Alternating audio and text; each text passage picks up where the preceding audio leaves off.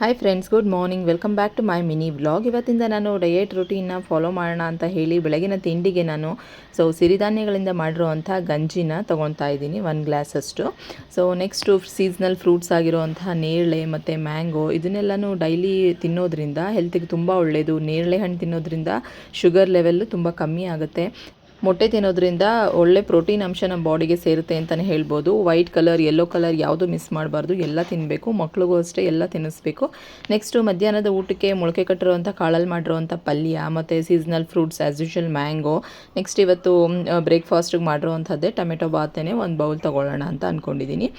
ಹಾಗಾಗಿ ಇಷ್ಟು ಫಾಲೋ ಮಾಡಿದ್ರೆ ನಾವು ನಮ್ಮ ವೆಯ್ಟ್ ಲಾಸ್ನ 1 ಮಂತಲ್ಲಿ ಎಷ್ಟು ಲಾಸ್ ಮಾಡ್ಬೋದು ಅಂತ ಹೇಳಿ ನಾವು ಮೆಷರ್ ಮಾಡ್ಬೋದು.